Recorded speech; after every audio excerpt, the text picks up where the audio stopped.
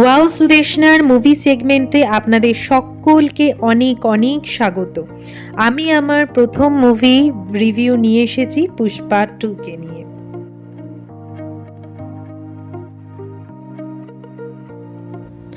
শনিবার আমি অত্যন্ত উৎসাহ নিয়ে পুষ্পা 2 দ্য রুল দেখতে গিয়েছিলাম।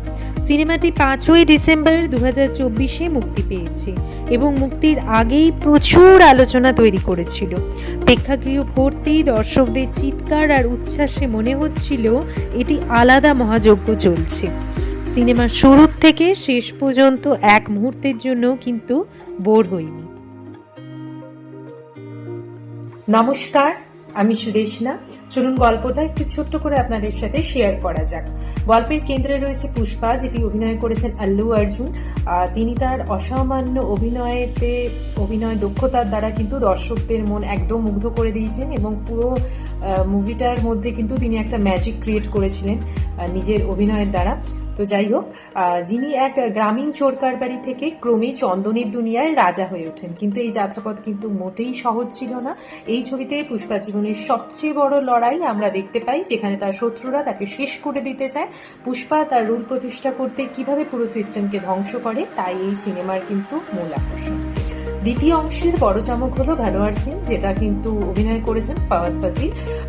তিনি পুষ্পাকে ধ্বংস করতে একটি নতুন ষড়যন্ত্র তৈরি করেন। রশ্মিকা মান্দানা তার অভিনয় মুগ্ধ করলেও তার চরিত্রটা কিন্তু আগের তুলনায় কিছুটা কম প্রাসঙ্গিক বলে আমার মনে হয়েছে।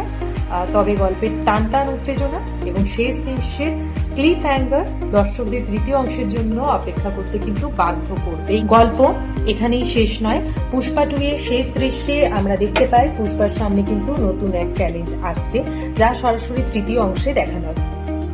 পরিচালক সুকুমার ইঙ্গিত দিয়েছেন পুষ্পা 3 এর গল্প কিন্তু আরো গভীরে যাওয়া হবে এবং পুষ্পার মানসিক এবং শারীরিক শক্তির পরীক্ষা নেওয়া হবে।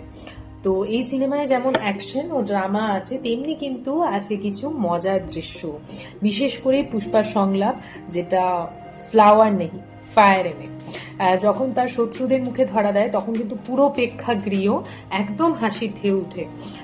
আমার একটা বন্ধু মজা করে আমাকে বলছিল যে পুষ্পার রুল শুধু কিন্তু সিনেমাতে নয়, আমাদের চায়ের দোকানেও চলছে, কারণ চায়ের দোকান থেকে রাস্তার পাশে ছোট শিশু সবাই এই সিনেমা নিয়ে আলোচনা করছে। আপনিও আপনার বন্ধুদের সাথে মজা করে বলতে পারেন যে রুলের কথা শুনছো, সেটা তো সবে শুরু। আমার মতে এই সিনেমাটা কিন্তু অবশ্যই আপনাদের প্রেক্ষাগৃহে গিয়ে দেখতে হবে, পরিবার, বন্ধু, এমনকি আপনি একা হলেও এই সিনেমা আপনার জন্য কিন্তু একটা অসাধারণ অভিজ্ঞতা। আচ্ছা, পুষ্পা 2 মুভিটা কেন দেখবেন? প্রথম হচ্ছে আল্লু অর্জুনের কারিশমা। আল্লু অর্জুন অসাধারণ, তার অভিনয় অসাধারণ। আমি প্রথমেই বলেছিলাম তিনি একটা ম্যাজিক ক্রিয়েট করেছেন। তো তিনি দেখার একমাত্র এবং প্রধান রিজন হতে পারে আপনার এই মুভিটা দেখার। তার সাথে তো রয়েছে একটা টান গল্প আর চমৎকার গান এবং অবশ্যই অ্যাকশনে একদম ভরপুর। যারা অ্যাকশন মুভি লাভার তাদের জন্য কিন্তু একদম পারফেক্ট এই মুভিটা।